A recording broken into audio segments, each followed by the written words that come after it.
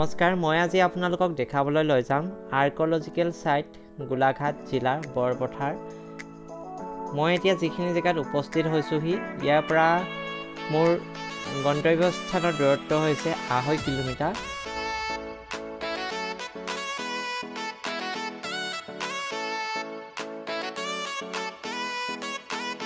মই এতিয়া গৈ আছো সূৰ্য মন্দিৰ। পৌৰাণিক মাটিৰ তলত উদ্ধাৰ কৰা সূৰ্য দেৱতাৰ মূৰ্তি হয়, চাই থাকক।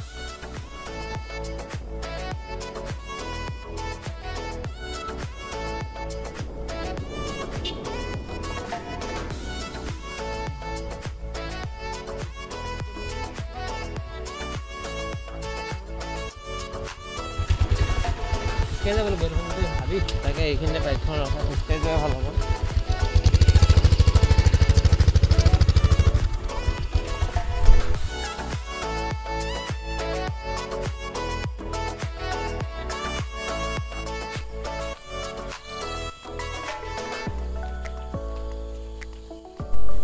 বেছি দূৰ নাই, ইয়াৰ পৰা দেখা পোৱা গৈছে।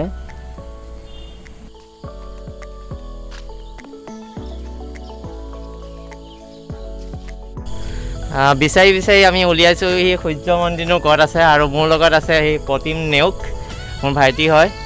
কোৱাচোন মন্দিৰটো কেনেকৈ উদ্ধাৰ হৈছিলে, এই সূৰ্য মন্দিৰ, আৰু কিহৰ কাৰণে সূৰ্য মন্দিৰ বুলি চিনাক্ত কৰিব পাৰিলে, কেনেকৈ পাৰিলে?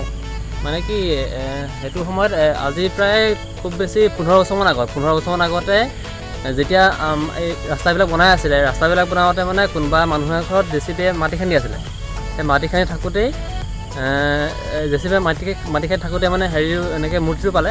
মূৰ্তিটো পাই পেলাই ইয়াত স্থাপন কৰিলে। এতিয়া এয়া সূৰ্য মন্দিৰ বুলি চবেই চিনি পায়।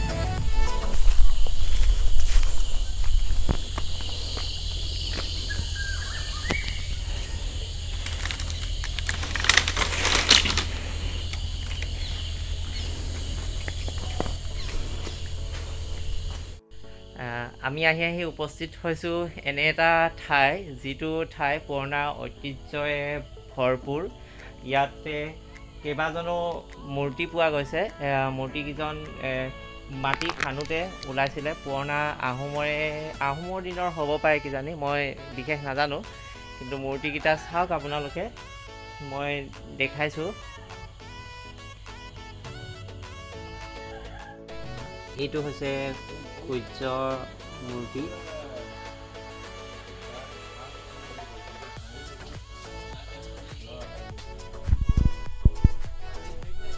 কেইবাটাও মানে অংশ আছে। এইফালে এগৰাকী দেৱীৰ অংশ দেখা পোৱা গৈছে।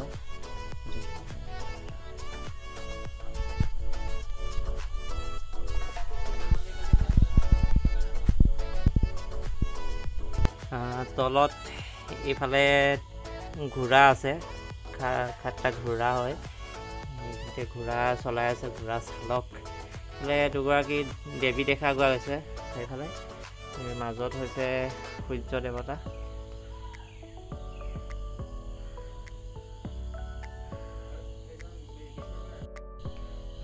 এইটো হৈছে শিলৰ অংশ।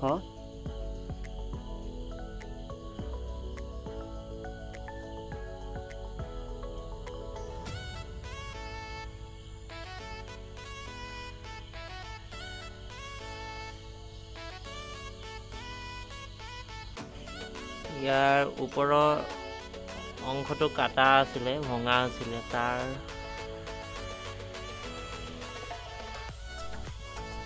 এইজন হৈছে ব্ৰহ্মা বিষ্ণু মহেশ্বৰৰ মূৰ্তি। তিনিফালে 3টা মুখৰ আকৃতি আছে। এইফালে এইটো চাইডে আছে। কাষতে এজন বিষ্ণুৰ মূৰ্তি।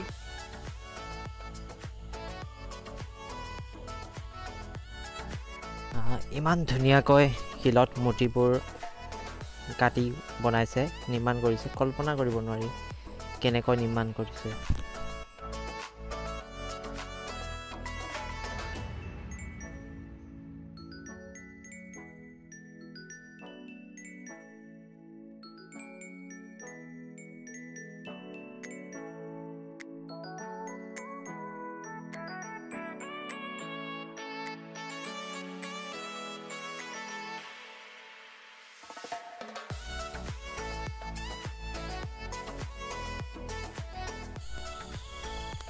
গছডালৰ আকৃতি দেখিছেনে বৰ বেলেগ ধৰণে ভাঁজ লৈছে এটা ইয়াৰ পৰা এনেকৈ আহি এনেকৈ ওপৰলৈ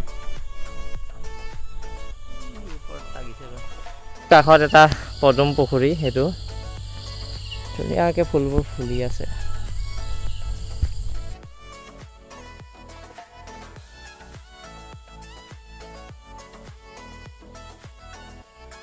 ইয়াৰ পৰা উভতিছোঁ আমি অন্য এটা ঠাইলৈ যাত্ৰা কৰিম আপোনালোকে চাই থাকিব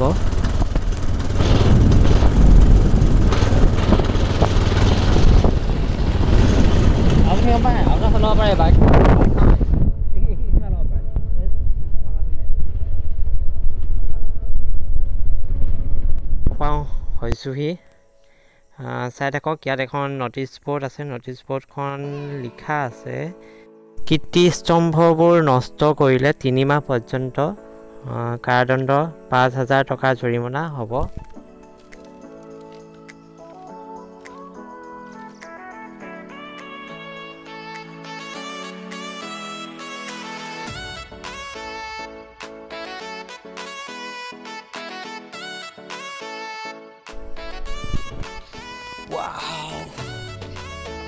কছাৰী ৰজাৰ দিনৰ উদ্ধাৰ হোৱা এটা মহল যিটো মহল মাটিৰ তলত আছিলে মই আহি মাটিৰ তলৰ পৰা খান্দি উলিওৱা এই মহলটোৰ যি ভগ্নাংশ শেষ মানে যিখিনি ৰৈ যোৱা অংশ ইয়াতে দেখা পোৱা গৈছে সেইখিনি মই দেখাইছোঁ আপোনালোকক চাওকচোন এইবিলাক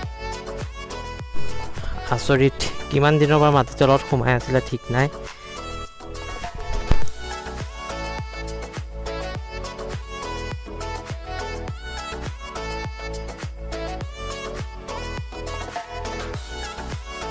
যিটো কছাৰী ৰজাৰ মহলৰ ওপৰত উঠি আছোঁ সেই মহলটোৰ ওপৰৰ অংশতহে আমি আছোঁ কাৰণ ইয়াৰ তললৈ আৰু বহুত দূৰলৈকে আছে চাগে যিখিনি খান্দি পেলাই উলিয়াইছে সেইখিনিহে দেখা পোৱা গৈছে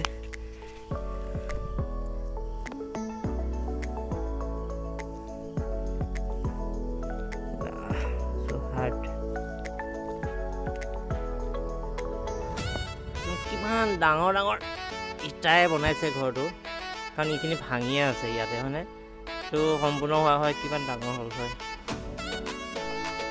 সম্পূৰ্ণ ওপৰৰ পৰা দেখাইছোঁ চাই ৰাখকচোন ইয়াৰ কোনটো চাইডে দৰ্জা আছে ধৰিব পৰা যোৱা নাই এতিয়ালৈকে এটা অন্য ঠাইত আমি উপস্থিত হৈছোঁ ধুনীয়া পৰিৱেশ লগতে এটা পুখুৰী আছে পুখুৰীটোত ভেটফুল ফুলি আছে আৰু চাৰি চাইডে চাহ বাগানে ভৰপূৰ এটা ঠাই ইয়াত কি লিখা আছে ধৰিব পৰা যোৱা নাই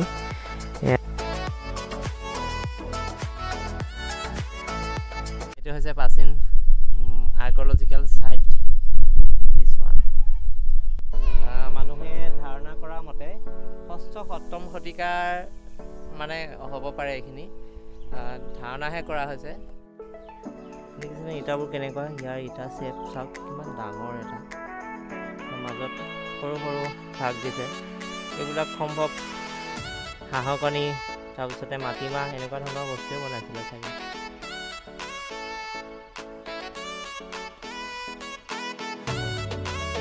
অংশটো দেখাবলৈ চেষ্টা কৰিছোঁ এয়া পৌৰাণিক 6ম-7ম শতিকাৰ উদ্ধাৰ হোৱা কিছু অংশ আৰু ইফালে এটা শিৱ মন্দিৰ দেখা পোৱা গৈছে শিৱলিংগ স্থাপন কৰা হৈ আছে আজি মই আপোনালোকক দেখাবলৈ চেষ্টা কৰিলোঁ বৰপথাৰ আৰ্কিঅলজিকেল চাইট গোলাঘাট জিলা সম্পূৰ্ণ ভিডিঅ'টো আপোনালোকে নিশ্চয় চালে আৰু মোৰ আগলৈ ভিডিঅ'বোৰ চাই থাকিবলৈ মোৰ চেনেলটো ছাবস্ক্ৰাইব কৰি দিব থেংক ইউ